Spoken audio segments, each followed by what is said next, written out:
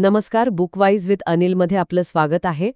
कधी विचार केलाय का की तुमचं शरीर कशा पद्धतीने वागतं किंवा तुमचे खांदे कसे पडलेले असतात याचा तुमच्या यशाशी थेट संबंध असतो? हो, जॉर्डन पीटरसन म्हणतात की तुमचं पॉश्चर केवळ शरीराची स्थिती नाही, तर ते तुमच्या आत्मविश्वासाचं प्रतीक आहे.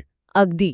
आज आपण अशा 12 नियमांबद्दल बोलणार आहोत जे तुमच्या आयुष्यातील गोंधळ संपवून त्याला एक अर्थ प्राप्त करून देतील. चला तर मग सुरू करूया या शिस्तबद्ध प्रवासाचा पहिला अध्याय. तर पहिला नियम तो अगदी मूलभूत आहे, पण त्याचा परिणाम इतका खोलवर होतो की विश्वास बसणार नाही. आणि तो नियम आहे खांदे मागे ठेवून ताठ उभे राहा. आपण सगळ्यांनी कधी ना कधी ती भावना अनुभवली आहे. हरल्याची भावना. हो, हरल्याची. जणू काही जगाचं सगळं ओझं आपल्याच खांद्यावर आहे. अशा वेळी आपलं शरीर कसं प्रतिसाद देतं? मान आपोआप खाली झुकते, खांदे पुढे येतात. पाठीला बाक येतो. आपण नकळतपणे स्वतःला असं लहान आणि दुबळं दाखवत असतो. आणि गंमत म्हणजे आपलं मन आणि शरीर यात फरक करत नाही का? अजिबात नाही. तुमच्या खांद्यावर खरंच ओझं असो किंवा जबाबदारीचं मानसिक ओझं असो, शरीराची प्रतिक्रिया तीच असते. आणि ही एक दुतर्फी प्रक्रिया आहे. दुतर्फी प्रक्रिया.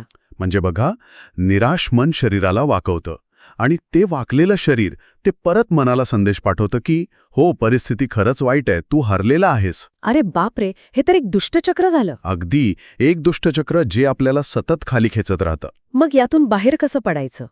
पीटरसन एक खूप सोपा उपाय सांगतात. हो, जाणीवपूर्वक आपलं पॉश्चर बदला. ठरवून खांदे मागे खेचा, मान सरळ ठेवा, छाती थोडी पुढे काढा. आणि जगाकडे सरळ नजरेने बघा. ही फक्त एक शारीरिक क्रिया नाहीये. नाही, हा एक मानसिक बदल घडवून आणण्याचा प्रयत्न आहे. पण यामागे फक्त इच्छाशक्ती आहे की काही विज्ञान पण आहे? विज्ञान आहे, नक्कीच आहे. यामागे खूप ठोस न्यूरोकेमिस्ट्री आहे. जेव्हा आपण असं ताठ उभं राहतो तेव्हा आपल्या मेंदूत सेरोटोनिन नावाच्या न्यूरोट्रान्समीटरची पातळी वाढते. सेरोटोनिन म्हणजे हॅपी हार्मोन. आपण त्याला हॅपी हार्मोन म्हणून ओळखतो, पण त्याचा खरा अर्थ त्यापेक्षा खूप जास्त व्यापक आहे. सेरोटोनिन फक्त आनंदाशी नाही, तर सामाजिक स्थान, आत्मविश्वास आणि स्थैर्याशी जोडलेलं आहे. ते आपल्या नसांना शांत करतं, आपल्याला जास्त आत्मविश्वासपूर्ण बनवतं. वा, म्हणजे हे एक प्रकारे बायोहॅक झालं. फक्त शारीरिक स्थिती बदलून आपण आपल्या मेंदूची केमिस्ट्री बदलू शकतो. अगदी. आणि हेच पटवून देण्यासाठी लेखक लॉबस्टरचं सागरी खेकड्याचं एक अनपेक्षित उदाहरण देतात. हो, हे मला खूपच विचित्र वाटलं होतं वाचताना, की माणसाच्या आत्मविश्वासाचा आणि खेकड्याचा काय संबंध? बरोबर, पण हा संबंध लाखो वर्षांच्या उत्क्रांतीचा आहे. कसं आहे ना, लॉबस्टरच्या जगात संघर्ष सतत चालू असतो. जागेसाठी, अन्नासाठी, जोडीदारासाठी. अच्छा. जेव्हा 2 लॉबस्टर लढतात तेव्हा जो जिंकतो त्याच्या शरीरात सेरोटोनिनची पातळी एकदम वाढते. तो जास्त ताठ आणि मोठा दिसू लागतो. आत्मविश्वासानं वावरतो. अगदी. याउलट जो हरतो त्याच्यात सेरोटोनिनची पातळी घटते. तो अक्षरशः वागतो, त्याचे खांदे पडतात आणि तो पुढचा संघर्ष टाळतो. पण खेकड्याचं उदाहरण थोडं जास्त सोपं नाही का वाटतं? म्हणजे माणसाचं सामाजिक जीवन आणि आत्मविश्वास हे कितीतरी जास्त गुंतागुंतीचं आहे. आपली आव्हानं फक्त शारीरिक नसतात. नक्कीच. माणसाचं जग खूप गुंतागुंतीचं आहे, पण आपल्या मेंदूचा जो सर्वात प्राचीन भाग आहे ना, तो आजही त्याच मूलभूत नियमांवर चालतो. जेव्हा आपण ताठ उभे राहतो तेव्हा आपण आपल्या मेंदूला तोच संदेश देत असतो जो जिंकलेला लॉबस्टर देतो. कोणता संदेश? मी तयार आहे, मी सक्षम आहे. आणि मग आपला मेंदू सेरोटोनिनचा प्रवाह वाढून त्याला प्रतिसाद देतो. आणि गंमत म्हणजे जग आपल्याला कसं वागवतं यावर याचा थेट परिणाम होतो. लोक जास्त आदराने बघू लागतात, तुमच्या बोलण्याला महत्त्व देतात. आणि मग चांगल्या संधी आपोआप खेचल्या जातात. म्हणजे सुरुवात स्वतःच्या पाठीच्या कण्यापासून करायची आहे. अगदी बरोबर. हे खूपच रंजक आहे. आपण जगाला जे दाखवतो तेच जग आपल्याला परत देतं. याच विचाराला पुढे घेऊन जाणारा दुसरा नियम आहे. हो, आणि तो पण तितकाच महत्त्वाचा आहे. जर आपण ताठ उभं राहून जगाला आपली ताकद दाखवत असू तर तीच ताकद आणि काळजी आपण स्वतःसाठी का वापरत नाही? नियम दुसरा आहे, स्वतःची अशी काळजी घ्या जशी तुम्ही जबाबदार असलेल्या दुसऱ्या व्यक्तीची घेता. हा नियम मला खूप महत्त्वाचा वाटतो, कारण यात एक मोठा विरोधाभास दडलेला आहे. एक विचार करा, समजा तुमचा पाळीव कुत्रा आजारी पडला. तुम्ही काय कराल? त्याला लगेच डॉक्टरकडे नेईन. बरोबर. डॉक्टरने दिलेली औषधं अगदी अचूक वेळेवर अचूक प्रमाणात देईन. त्याच्या खाण्यापिण्याची, आरामाची सगळी सोय करेन. त्यात काहीच शंका नाही. बरोबर. आता विचार करा, तुम्ही स्वतः आजारी आहात, डॉक्टरनी तुम्हाला औषधं लिहून दिली आहेत. किती वेळा असं होतं की आपण एखादा डोस विसरतो, होतं असं. किंवा कोर्स पूर्ण होण्याआधीच औषधं बंद करतो. किंवा डॉक्टरांनी सांगितलेलं पथ्य पाळत नाही. आपण आपल्या पाळीव प्राण्यांची जेवढी काळजी घेतो तेवढीही स्वतःची घेत नाही. असं का होतं? हां, खरंच विचार करायला लावणारा प्रश्न आहे. कदाचित आपल्याला वाटतं की स्वतःची काळजी घेणं म्हणजे स्वार्थीपणा आहे. किंवा आपण स्वतःला तितकं महत्त्वाचं समजत नाही. हो, आपण स्वतःच्या चुका, आपल्या कमतरता इतक्या जवळून पाहिलेल्या असतात की आपण स्वतःवर प्रेम करायलाच विसरून जातो. अगदी बरोबर. पीटरसन यामागे खोल मनोवैज्ञानिक कारण सांगतात. ते म्हणतात की आपण मानव, आपण स्वतःच्या अपूर्णतेबद्दल जागरूक असतो. आपल्यातल्या वाईटाबद्दल म्हणजे द कॅपॅसिटी फॉर इव्हिल आपल्याला माहिती असतं. म्हणजे आपल्याला माहिती असतं की आपण खोटं बोलू शकतो, आपण चुका करू शकतो. हो, त्यामुळे नकळतपणे आपण स्वतःला शिक्षेस पात्र समजतो. म्हणूनच आपण स्वतःच्या आरोग्याकडे दुर्लक्ष करतो. याउलट आपला पाळीव प्राणी किंवा लहान मूल ते आपल्याला निष्पाप वाटतं, म्हणून त्यांची काळजी घेणं आपल्याला सोपं जातं. म्हणजे आपण स्वतःला मदत करण्याच्या लायकीचे समजत नाही. या मानसिकतेतून बाहेर कसं पडायचं? स्वतःला एक प्रोजेक्ट म्हणून बघा. जसं तुम्ही दुसऱ्या कोणाची तरी आयुष्यात सुधारणा घडवून आणण्यासाठी मदत कराल, तशीच मदत स्वतःला करा. स्वतःचं मूल्य ओळखा. तुम्ही या जगात आहात, तुमचं अस्तित्व आहे, याचा अर्थ तुम्ही काळजी घेण्याच्या लायकीचे आहात. आणि याची सुरुवात अगदी छोट्या गोष्टींपासून होऊ शकते. हो ना. स्वतःसाठी चांगलं आरोग्यदायी जेवण बनवा, पुरेशी झोप घ्या, डॉक्टरांनी दिलेली औषधं वेळेवर घ्या, स्वच्छता राखा. ह्या गोष्टी म्हणजे स्वतःला दिलेला आधार आहे. आणि याचा परिणाम फक्त आरोग्यावर नाही, तर संपूर्ण आयुष्यावर होतो. जेव्हा आपण स्वतःची काळजी घेतो, तेव्हा आपण जगाला एक संदेश देतो की माझं आयुष्य महत्त्वाचं आहे. बरोबर. यातून एक शिस्त लागते. आयुष्य अधिक सुव्यवस्थित होतं. जर आपण आतून निरोगी आणि आनंदी असू, तर त्याचा सकारात्मक परिणाम आपल्या कामावर, नात्यांवर, प्रत्येक गोष्टीवर होतो. आणि स्वतःची काळजी घेण्याचा एक खूप मोठा भाग म्हणजे आपण कोणासोबत वेळ घालवतो. बरोबर. आपण आपल्या आयुष्यात कोणाला येऊ देतो हे ठरवणं. कारण काही नाती औषधासारखी असतात, तर काही विषासारखी. आणि इथेच तिसरा नियम येतो. नियम तिसरा, असे मित्र बनवा ज्यांना तुमच्या आयुष्यात चांगलं घडलेलं आवडतं. हा नियम समजून घेण्यासाठी लेखक त्यांच्या तरुणपणीचा एक अनुभव सांगतात. हो, ते एका छोट्या निराशाजनक गावात वाढले होते. त्यांचा एक मित्र होता, ॲड नावाचा. ॲड. तो खूप हुशार होता, पण त्याच्यात एक प्रकारचा राग आणि नकारात्मकता भरलेली होती. आणि मग दोघांच्या वाटा वेगळ्या झाल्या. लेखक जॉर्डन कॉलेजसाठी मोठ्या शहरात गेले, पण ॲड मात्र त्याच गावात, त्याच वातावरणात अडकून राहिला. त्यांनी ड्रग्ज घ्यायला सुरुवात केली. आणि अशा लोकांसोबत राहू लागला ज्यांनी शाळा अर्धवट सोडली होती, ज्यांच्या आयुष्यात कोणतंही ध्येय नव्हतं. हो, ती संगत त्याला आणखीनच खाली खेचत होती. लेखक एक प्रसंग सांगतात की एक दिवस ॲड आणि त्याचा अजून एक मित्र कार्ल अचानक त्यांच्या अपार्टमेंटवर आले. दोघेही नशेत होते. हो, कार्ल तर इतका नशेत होता की तो जमिनीवर बसून छताकडे बघत विचित्रपणे बडबडत होता, माझं शरीरवर हवेत तरंगत आहे. ते सगळं दृश्य पाहून लेखकाला खूप अस्वस्थ वाटलं. त्यांना जाणीव झाली की ॲड आणि त्याचं जग आता त्यांच्या जगापेक्षा खूप वेगळं झालं आहे. हो, आणि मग त्यांनी ॲडला बाजूला घेऊन त्या दोघांना तिथून जायला सांगितलं. या गोष्टीतून मिळणारा धडा खूप स्पष्ट आहे, पण तो स्वीकारायला खूप कठीण असतो. कठीण का? कारण आपल्याला वाटते की आपण आपल्या मित्रांना मदत करू शकतो, त्यांना वाईट परिस्थितीतून बाहेर काढू शकतो. पण पीटरसन एक कठोर प्रश्न विचारतात. कोणता? तुम्ही खात्रीने सांगू शकता का की तुम्ही त्यांना वर खेचत आहात आणि ते तुम्हाला खाली नाही खेचत आहेत? कारण सहसा खाली खेचणं जास्त सोपं असतं. खरंय. आणि अनेकदा आपण अशा नात्यांमध्ये अडकतो कारण आपल्याला चांगलं बनायचं असतं, किंवा आपण त्या व्यक्तीला सोडून दिलं तर आपल्याला अपराधी वाटेल अशी भीती वाटते. काम करण्यासाठी प्रोत्साहन करतात. जे तुमच्यात चुका दाखवतात पण तुम्हाला कमी लेखण्यासाठी नाही. तर तुम्हाला सुधारण्यासाठी. चांगली संगत तुम्हाला मोठी स्वप्न बघायला शिकवते. ज्याउलट काही लोक असे असतात ज्यांना तुमचं यश बघवत नाही.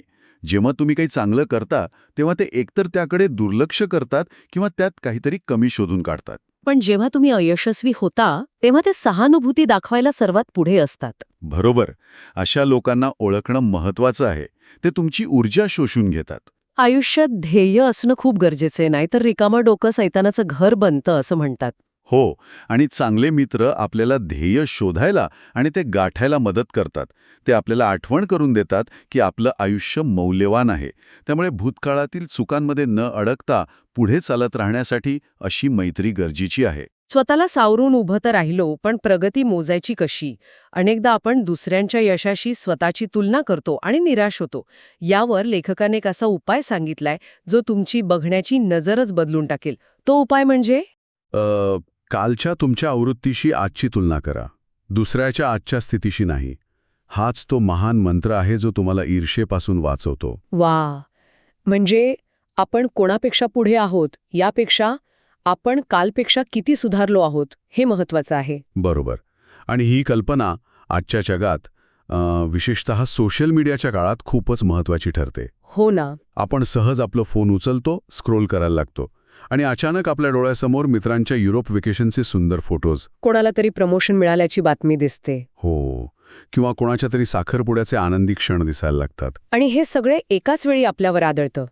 एका क्षणात आपण आपल्या आयुष्याची तुलना त्या निवडक म्हणजे फिल्टर केलेल्या क्षणांची करायला लागतो. हो, आपण आपल्या रोजच्या सामान्य, कदाचित कंटाळवाण्या आयुष्याला त्यांच्या हायलाईट रील समोर ठेवतो. आणि ही तुलना मुळातच चुकीच्या पायावर उभी आहे, नाही का? पण हे ऐकायला जेवढं सोपं वाटतं तेवढं प्रत्यक्षात नाहीये. म्हणजे स्वतःला इतरांशी तुलना करण्यापासून थांबवणं ही एक नैसर्गिक मानवी प्रवृत्ती नाही का? आहे, नक्कीच आहे. हजारो वर्षांपासून आपण गटांमध्ये राहतोय, समाजात आपलं स्थान काय आहे हे पाहतोय. मग या डिजिटल युगात या प्रवृत्तीला अचानक बंद कसं करायचं? प्रश्न खूप महत्वाचा आहे. आणि खरं सांगायचं तर ही प्रवृत्ती पूर्णपणे बंद करणं शक्य नाहीये. पण तिची दिशा बदलणं नक्कीच शक्य आहे. दिशा बदलणं म्हणजे समस्या तेव्हा निर्माण होते जेव्हा आपण चुकीच्या व्यक्तीशी तुलना करतो. समजा एखादा तरुण संगीतकार आहे जो नुकताच गिटार शिकतोय. ठीक आहे. त्याने आपली तुलना थेट एड शीरन किंवा A.R. रेहमानशी केली तर त्याला काय मिळेल? फक्त निराशा. कारण तो त्यांच्या प्रवासाचा शेवट पाहत आहे, स्वतःच्या सुरुवातीला विसरून. अगदी. म्हणजे आपण एकाच शर्यतीत धावतच नाही आहोत, तरीही आपण स्वतःला त्यांच्यापेक्षा मागे समजतोय. बरोबर. प्रत्येकाचा खेळ वेगळा आहे, प्रत्येकाचं मैदान वेगळं आहे. आणि इथेच मूळ विचार येतो, तुमची स्पर्धा दुसऱ्या कोणाशी नाहीच. तुमची स्पर्धा कालच्या तुमच्या स्वतःशी आहे. हो, काल मी जिथे होतो तिथून आज मी 1 इंच तरी पुढे सरकलो आहे का, हा प्रश्न महत्वाचा आहे. ठीक आहे, पण या 1 इंच पुढे सरकण्याचं महत्त्व काय? म्हणजे त्याने खरंच काही मोठा फरक पडतो का? कारण आपल्याला कसं वाटतं की मोठी यश मिळवण्यासाठी मोठे बदल करावे लागतात. इथेच मानसशास्त्र एक मनोरंजक गोष्ट सांगतं. याला म्हणतात सवयींचा चक्रवाढ परिणाम. Compounding effect of habits. बरोबर. जेव्हा आपण रोज अगदी छोटा, समजा 1% जरी बदल स्वतःमध्ये घडवतो, तेव्हा सुरुवातीला त्याचा परिणाम दिसत नाही. काहीच नाही. पण काही महिन्यांनी, काही वर्षांनी हा छोटा बदल चक्रवाढ व्याजाप्रमाणे वाढतो आणि त्यातून एक प्रचंड मोठं परिवर्तन घडतं. माहितीये? अच्छा. आणि आपला मेंदू या छोट्या विजयांची नोंद करतो, ज्यामुळे डोपामाइन नावाचं रसायन स्त्रवतं. अगदी. आणि हेच रसायन आपल्याला प्रेरणा देतं आणि त्या सकारात्मक मार्गावर टिकवून ठेवतं. वाचण्याचं असेल तर रोज फक्त 1 पान वाचा. फक्त 1 पान. हो. व्यायाम करायचा असेल तर रोज फक्त 5 पुशअप्स करा. कालपेक्षा आज एक जास्त. मुद्दा हा नाही की तुम्ही किती करताय. मुद्दा हा आहे की तुम्ही कालपेक्षा थोडं अधिक चांगलं करताय. आणि ही सातत्यपूर्ण प्रगतीच आत्मविश्वास निर्माण करते. बरोबर. मग तुम्हाला बाहेरच्या कुणाच्याही प्रमाणपत्राची गरज वाटत नाही, कारण तुमची प्रगती तुम्हाला आतून जाणवत असते. हा मुद्दा पटण्यासारखा आहे, कारण स्वतःच्या प्रगतीवर लक्ष केंद्रित केल्याने आपली ऊर्जा बाहेरच्या जगावर टीका करण्यात किंवा ईर्ष्या करण्यात वाया जात नाही. ती स्वतःच्या विकासासाठी वापरली जाते. बरोबर. आणि हा जो स्वतःच्या विकासाचा दृष्टिकोन आहे, तो फक्त आपल्यापुरता मर्यादित राहत नाही. त्याचा थेट परिणाम आपल्या जवळच्या नात्यांवर, विशेषतः आपण आपल्या मुलांना कसं वाढवतो यावर होतो. हो, नात्यांवर. पालक म्हणून आपण आपल्या मुलांसाठी एक छोटं, सुरक्षित जग तयार करतो. पण त्या जगात आपण त्यांना काय शिकवतो हे खूप महत्वाचं आहे. हो, आणि याच संदर्भात लेखकांनी विमानतळावर पाहिलेला एक प्रसंग सांगितलाय, जो खरंच खूप काही सांगून जातो. एक 3 वर्षांचं बाळ हो. सर्वांसमोर हट्ट करत होतं, जमिनीवर लोळत होतं आणि मोठमोठ्याने ओरडत होतं. आणि त्याचे पालक? ते त्याच्याकडे पूर्णपणे दुर्लक्ष करून पुढे चालले होते. जणू काय तो त्यांचा मुलगा नाहीच. आणि ते बाळ लक्ष वेधण्यासाठी आणखीनच जोरात रडायला लागलं. आजूबाजूचे लोक विचित्र नजरेने पाहत होते. लेखकाच्या मते त्या पालकांचं वागणं त्या बाळाच्या वागण्यापेक्षा जास्त त्रासदायक होतं. पण अनेक पालक असंच वागतात नाही का? त्यांना वाटतं की मुलाच्या हट्टाकडे दुर्लक्ष केलं की तो आपोआप शांत होईल. यात चूक काय आहे? दृष्टिकोनात आहे. ते बाळ कदाचित जगाला दाखवत होतं की त्याचे पालक किती निष्क्रिय आहेत. मुलांमध्ये नैसर्गिकरित्या काय चांगलं आणि काय वाईट याची समज नसते. त्यांना शिकवावं लागतं. हो, त्यांना नियम शिकवावे लागतात, सीमा आखून द्याव्या लागतात. जर पालकच हे करणार नसतील तर मुलं अनिर्बंध वागतात. आणि मग त्याचं पर्यावरण काय होतं? मानसशास्त्रीय संशोधनातून हे सिद्ध झालं आहे की जी मुलं लहानपणी शिस्त शिकत नाहीत ती मोठी झाल्यावर समाजात जुळवून घेऊ शकत नाहीत. त्यांना मित्र बनवण्यात, नाती टिकवण्यात आणि कामाच्या ठिकाणी यशस्वी होण्यात खूप अडचणी येतात. म्हणजे मुलांना मोकळीक देणं आणि त्यांना शिस्त लावणं यात एक संतुलन साधावं लागतं. पण ही स्पष्ट मर्यादा म्हणजे क्लिअर लिमिट ती नेमकी कशी ठरवायची? छान प्रश्न आहे. समजा एखादा बाळ दुसऱ्या मुलाच्या हातातून खेळणं हिसकावून घेत असेल तर त्या क्षणी पालकाने काय करायला हवं? खूप छान उदाहरण आहे. त्या क्षणी पालकाने फक्त नाही म्हणून चालणार नाही. त्यांनी खाली वाकून शांतपणे पण ठामपणे त्या बाळाला समजावून सांगायला हवं. हेच चुकीचं आहे. हो, आपण दुसऱ्यांकडून वस्तू हिसकावून घेत नाही. तुला हवं असेल तर तू मागायला हवं. याला अथॉरिटेटिव्ह पेरेंटिंग म्हणतात, अथॉरिटेरियन नाही. अच्छा, म्हणजे अधिकार गाजवणं आणि मार्गदर्शन करणं यातला फरक. अगदी. तुम्ही नियम तर सांगता पण त्यामागचं कारणही समजावून सांगता. तुम्ही मुलावर अधिकार गाजवत नाही तर त्याला मार्गदर्शन करता. आणि जर मुलांनी ऐकलं नाही तर? अनेकदा मुलं ऐकत नाहीत. तर त्यांना त्यांचा वागण्याचे परिणाम भोगावे लागतात. उदाहरणार्थ, जर तू खेळणं परत दिलं नाहीस तर आपल्याला आता पार्क सोडून घरी जावं लागेल. आणि मग ते खरंच करावं लागतं. हो, ते करावंच लागतं. सुरुवातीला हे कठीण वाटतं पण यातून मुलांना कळतं की प्रत्येक कृतीला एक प्रतिक्रिया असते. कुंभार आणि ओल्या मातीची उपमा दिली आहे लेखकाने. बरोबर. लहानपणी मुलांचं मन ओल्या मातीसारखं असतं. त्याला हवा तसा आकार देता येतो. एकदा ते मोठे झाले की ती माती कडक होते. मग तिला आकार देण्याचा प्रयत्न केल्यास ती तुटते. म्हणजे शिस्त लावण्यासाठी मारणं किंवा ओरडणं हा उपाय नाही. अजिबात नाही. उलट त्यामुळे मुलं जास्त हट्टी आणि बंडखोर बनतात. ते फक्त शिक्षेच्या भीतीने ऐकतात, मनानी नाही. मग खरा उपाय काय आहे? खरा उपाय आहे त्यांच्यासोबत एक घट्ट भावनिक नातं तयार करणं. जेव्हा तुम्ही मुलांसोबत खेळता, त्यांच्या गप्पा लक्ष देऊन ऐकता, त्यांना जवळ घेता, तेव्हा त्यांना सुरक्षित वाटतं. त्यांना कळतं की त्यांच्यावर प्रेम करणारी एक व्यक्ती आहे. हो. आणि मग ते त्या व्यक्तीला नाराज करायला घाबरतात. हे प्रेमच त्यांना चुकीचं वागण्यापासून रोखतं. हे सगळं ऐकायला खूप आदर्शवादी वाटतं. म्हणजे रोजच्या धावपळीच्या आयुष्यात एवढा संयम ठेवणं पालकांसाठी खूप कठीण आहे. नक्कीच कठीण आहे. पालकत्व हे जगातल्या सर्वात कठीण कामांपैकी एक आहे, पण त्याचे परिणाम आयुष्यभरासाठी असतात. आणि जी मुलं अशा वातावरणात वाढतात ती आत्मविश्वासू, जबाबदार आणि आनंदी प्रौढ बनतात. हो, ते स्वतःच्या भावनांवर नियंत्रण ठेवायला शिकतात आणि इतरांचा आदर करतात. आपण स्वतःला सुधारण्यापासून सुरुवात केली, मग आपल्या मुलांपर्यंत आलो. आपण आपल्या घरात एक चांगलं सुरक्षित वातावरण तयार केलं. पण जेव्हा आपण घराबाहेरच्या जगाकडे पाहतो तेव्हा खूप निराशा येते. खरंय. बातम्या लावल्या की युद्ध, गुन्हेगारी, भ्रष्टाचार, नैसर्गिक आपत्ती हे सगळं पाहून वाटतं की जगच रसातळाला गेलंय. आणि ही निराशा कधीकधी इतकी वाढते की ती द्वेषात आणि सूडाच्या भावनेत बदलते. हो, आणि लेखकाने याच संदर्भात 2012 मधलं एक अत्यंत विदारक उदाहरण दिलं आहे. कनेक्टिकटमधल्या शाळेचं. हो, एका तरुणाने गोळीबार करून 20 लहान मुलं आणि 6 शिक्षकांना ठार मारलं. हे ऐकूनच अंगावर काटा येतो. पण या घटनेचा आणि जगावर टीका करण्याचा काय संबंध? संबंध त्याच्या विचारांशी आहे.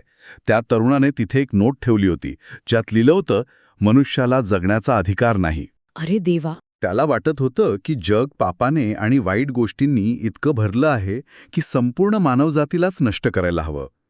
त्याने स्वतःच्या कृत्याची तुलना हिटलरच्या अंतिम उपायाशी केली होती. बापरे.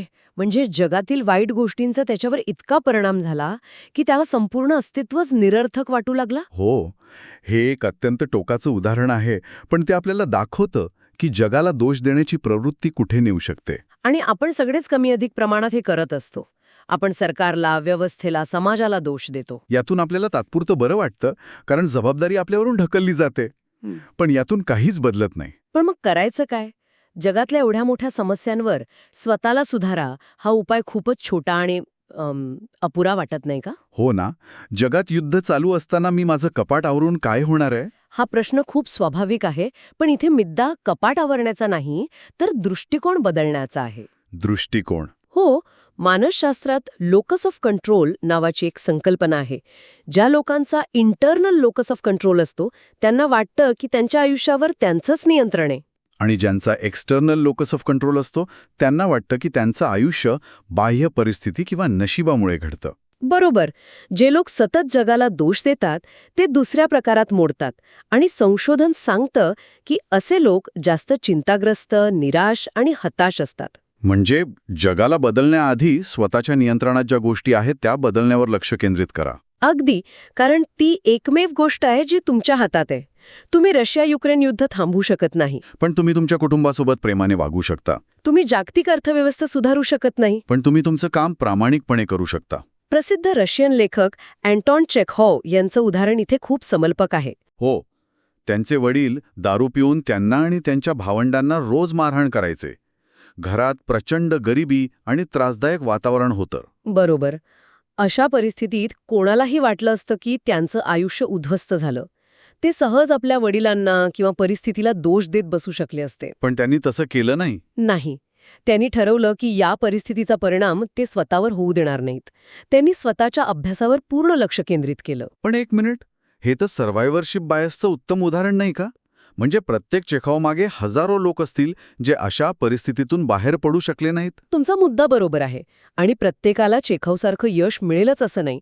पण चेखॉवची गोष्ट यशाबद्दल नाही, तर एजन्सीबद्दल आहे. स्वतःच्या आयुष्याची सूत्र स्वतःच्या हातात घेण्याबद्दल. हो, त्यांनी जे त्यांच्या नियंत्रणात होतं त्यावर काम केलं.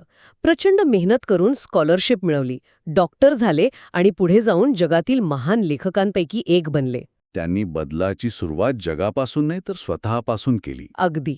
म्हणजे जगावर टीका करण्यापूर्वी आधी स्वतःचं घर, स्वतःचं आयुष्य व्यवस्थित करा. हो, जगावर टीका करण्याआधी स्वतःला काही प्रश्न विचारा. मी माझ्या क्षमतेनुसार सर्वोत्तम काम करत आहे का? मी माझ्या जवळच्या लोकांशी प्रामाणिक आणि प्रेमळ वागतो का? माझ्या स्वतःच्या ज्या वाईट सवयी आहेत त्या मी बदलण्याचा प्रयत्न करत आहे का? मी आजवर मिळालेल्या संधींचा पुरेपूर उपयोग केला आहे का? आणि जर या प्रश्नांची उत्तरं नाही असतील तर जगाला दोष देण्याचा आपल्याला नैतिक अधिकारच नाही. आधी स्वतःच्या आयुष्यातील गोंधळ आवरा, मग जगाबद्दल बोला. कारण जेव्हा प्रत्येक जण स्वतःची जबाबदारी घेईल तेव्हाच जग एक चांगली जागा बनेल. घर आणि स्वतःचं आयुष्य तर नीट केलं, पण खऱ्या सुखाचा मार्ग कुठे आहे? आपण अनेकदा शॉर्टकट शोधतो, जे आपल्याला तात्पुरतं सुख देतात पण दीर्घकाळात नुकसान करतात. लेखकाने एक अशा गोष्टीचा शोध घ्यायला सांगितलाय जो तुम्हाला अमर बनवू शकतो. ती गोष्ट म्हणजे सोयीस्कर काय आहे यापेक्षा अर्थपूर्ण काय आहे याचा पाठलाग करा. कारण अर्थपूर्ण जगणं आपल्याला दुःखातून बाहेर काढतं. आणि त्यासाठी सर्वात महत्वाची अट म्हणजे नेहमी खरे बोला. किमान स्वतःशी तरी खोटं बोलणं थांबवलं पाहिजे.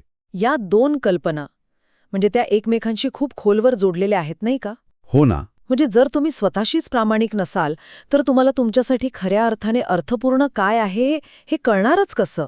अगदी बरोबर. इथेच तर सगळा गोंधळ सुरू होतो. आपण अनेकदा सोयीस्कर मार्ग निवडतो. कारण तो सोपा असतो. हो, पण लेखक म्हणतायत की आयुष्य मुळातच कठीण आहे, त्यात दुःख आणि संकट येणारच. या वास्तवाला आपण नाकारू शकत नाही. तुमची त्यावर प्रतिक्रिया काय असते हे जास्त महत्वाचं आहे. हो, आणि ही प्रतिक्रियाच आपलं आयुष्य घडवते. लेखक इथे एक खूप छान उदाहरण देतात, बॅटमॅन आणि जोकरचं. अच्छा? दोघांनीही आयुष्यात भयंकर दुःख भोगलं, पण बॅटमॅनने त्या दुःखाचा उपयोग चांगल्या कामासाठी केला, एक ध्येय शोधलं. आणि जोकर? तर जोकर त्या दुःखाच्या गर्तेत पूर्णपणे वाहून गेला आणि त्याने विनाशालाच आपलं ध्येय बनवलं. ही निवड आपल्या प्रत्येकासमोर असते. अगदी. अर्थपूर्ण ध्येय म्हणजे काय? तर स्वतःच्या पलीकडे जाऊन समाजासाठी, कुटुंबासाठी किंवा एखाद्या मोठ्या मूल्यासाठी जबाबदारी स्वीकारणं. आणि जेव्हा तुम्ही ही जबाबदारी स्वीकारता तेव्हा तुमचं आयुष्य विस्कळीत राहत नाही, ते सुसंघटित होतं. बरोबर. कारण मग तुमच्या प्रत्येक कृतीला एक दिशा मिळते. पण या सगळ्याचा पाया आहे सत्य. आणि सत्य बोलणं हे वाटतं तितकं सोपं नाही, विशेषतः जेव्हा दुसऱ्याच्या भावना दुखावण्याचा किंवा शांतता भंग होण्याचा धोका असतो. हो, लेखकाने त्यांच्या आयुष्यातला डेनिस नावाच्या शेजाऱ्याचा अनुभव सांगितला आहे, जो या मुद्द्याला अगदी स्पष्ट करतो. हो, तो अनुभव खूप महत्वाचा आहे. डेनिस, जो व्यसनी होता, तो रात्री अपरात्री पैसे मिळावेत म्हणून घरातल्या वस्तू विकायला यायचा. बरोबर. आणि सुरुवातीला लेखक आणि त्यांची पत्नी त्याला टाळण्यासाठी लहान सहान खोटं बोलायचे. जसं की आम्हाला आता गरज नाही किंवा आमच्याकडे पैसे नाहीत. हे सोयीस्कर होतं, पण त्याने समस्या सुटत नव्हती. उलट डेनिसचं येणं सुरूच होतं. इथेच सत्य आणि सीमा निश्चिती म्हणजे बाउंड्री सेटिंग या संकल्पनेचा संबंध येतो. ते जे खोटं बोलत होते ती एक कमकुवत सीमा होती. जी डेनिसला थांबू शकत नव्हती. हो, जेव्हा आपण असं करतो तेव्हा आपण तात्पुरती शांतता विकत घेतो, पण मूळ समस्येला खतपाणी घालत असतो. मग लेखकाने काय केलं? त्यांनी धाडस करून खरं बोलायचं ठरवलं. पुढच्या वेळी डेनिस आल्यावर त्यांनी स्पष्टपणे सांगितलं. काय म्हणाले ते? ते म्हणाले की आम्ही तुझ्याकडून काहीही विकत घेणार नाही, कारण तुला आणखी पैसे देऊन तुझं नुकसान करणं आम्हाला योग्य वाटत नाही. आम्हाला तुझी काळजी आहे. अरे वा, बघा, हे सत्य जास्त परिणामकारक आहे. यात फक्त नकार नाही तर एक प्रकारची सहानुभूती सुद्धा आहे. अगदी. आणि याचा परिणाम काय झाला? डेनिस काही वेळ शांत उभा राहिला. त्याला त्या शब्दांमधला प्रामाणिकपणा आणि कणखरपणा दोन्ही जाणवला. आणि तो शांतपणे निघून गेला. हो, आणि त्यानंतर त्याने कधीच त्यांना त्रास दिला नाही. उलट त्यांच्यात एक आदराचं नातं तयार झालं. म्हणजे कठीण वाटणारं सत्य बोलल्यामुळे केवळ त्यांची समस्याच नाही सुटली, तर नात्यातही सुधारणा झाली. यालाच लेखक आत्म्यातील गोंधळ टाळणं असं म्हणतात. प्रत्येक वेळी जेव्हा तुम्ही एखादं छोटं खोटं बोलता तेव्हा तुम्ही वास्तवाला थोडं मुरड घालता. आणि मग ते खोटं लक्षात ठेवण्यासाठी तुम्हाला आणखीन एक खोटं बोलावं लागतं. बरोबर. हळूहळू तुमच्या आतमध्ये खोटेपणाचा एक गुंतागुंतीचा डोंगर तयार होतो.